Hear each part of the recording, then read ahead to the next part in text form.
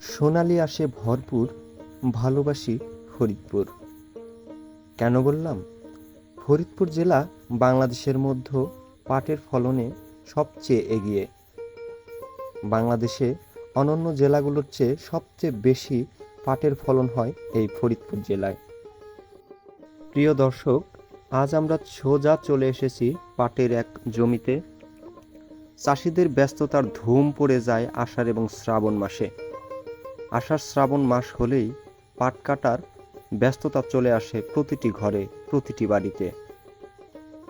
পাটের লিকলিকে শরীর দ্রুত বর্ধনশীল, লম্বা হয় সর্বোচ্চ 14 ফুট পর্যন্ত।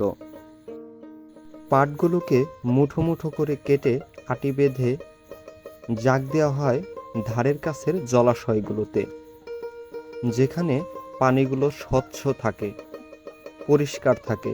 পরিষ্কার পানিতে পাট জাগ দিলে পাট ঝকঝকে সাদা হয়। পাটগুলো কাটা এবং আটি বাঁধা শেষ হলেই বোঝা তৈরির পালা। বোঝা তৈরি হচ্ছে বর্ষার পানিতে। নদী বা জলাশয়ের ধারের কাছেই এমন বোঝা করতে হয় প্রতিটি পাটের জমির পাটগুলোকে স্বচ্ছ পানিতে রেখে দেওয়ার জন্য বোঝা এমনভাবে তৈরি হচ্ছে যেন বোঝাগুলো খুলে হারিয়ে না যায়। বাংলাদেশের মধ্যে ফরিদপুর জেলা পাটের জন্য বিখ্যাত। ফরিদপুরের প্রতিটি গ্রামে আষাঢ় এবং শ্রাবণ মাস এলেই পাট কাটার ধুম পড়ে যায়। পাট ফলে দেশের প্রায় সব জেলায়। পাটের ফলন বেশি বলে ফরিদপুর জেলা বিখ্যাত। তাছাড়া টাঙ্গাইল, যশোর, ঢাকা আরও অন্যান্য জেলাগুলোতে পাটের ফলনও বেশ ভালো হয়। এই শ্রমজীবী মানুষগুলোর অক্লান্ত পরিশ্রমে আমরা পেয়ে থাকি সোনালি আঁশ পাট। পাট একটি শিল্পজাত। এই শিল্পের বাংলাদেশের প্রতিটি দেশের মতো আমাদেরও ভাগ্যের চাকা ঘোরে।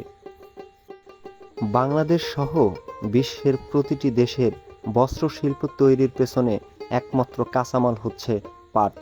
বাংলাদেশের পাট তৈরিতে তাই ফরিদপুরের এমন ব্যস্ততার ধুম পড়ছে আষাঢ় এবং শ্রাবণ মাস জুড়েই। আষাঢ় শ্রাবণ মাস এলেই প্রতিটি গৃহস্থ বাড়িতে এমন কাজের যজ্ঞ চলে দিনের পর দিন।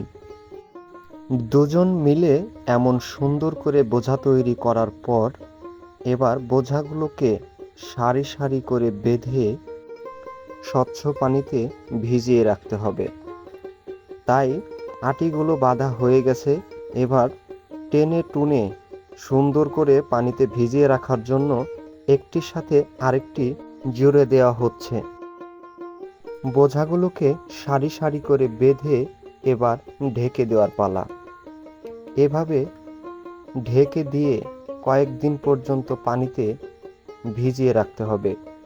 পাটগুলো পচন শেষ হলেই পাটগুলোকে পাটকাঠি থেকে আঁশগুলোকে ছাড়িয়ে নেওয়া হবে।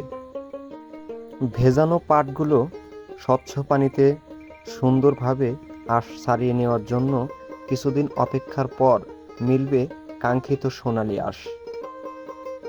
পাট বাংলাদেশের মধ্যে একটি অর্থকরী ফসল। অর্থকরী ফসল বলেই ফরিদপুরের চাষিদের এমন ব্যস্ততা আষাঢ় শ্রাবণ মাস জুড়েই। কাঙ্ক্ষিত ফসল এবার ঘরে তোলার পালা। সুন্দর করে বাঁশের সাথে ঝুলিয়ে পাট শুকানো হচ্ছে রোদে।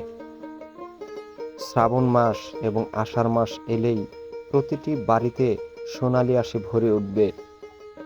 ফরিদপুরের প্রতিটি গ্রামে পাটের ফলন এবার বেশ ভালো। আষাঢ় শ্রাবণ মাস জুড়েই ফরিদপুরের মাঠে ঘাটে পথে প্রান্তরে পাটকাঠিগুলো দাঁড়িয়ে থাকবে এবং সোনালি আঁশগুলো বাড়িতে ফিরবে। এমন অজানা সুখগুলো খুঁজতে ফরিদপুর একাই যথেষ্ট। ফরিদপুরের প্রতিটি গ্রামের দিকে তাকালে পাটের অনবদ্য সৃষ্টি এই শ্রমজীবী মানুষগুলোর জন্য। ভালো থাকুক সেই মানুষগুলো, যেই মানুষগুলো পরিশ্রমে দেশের চাকা ঘোরে।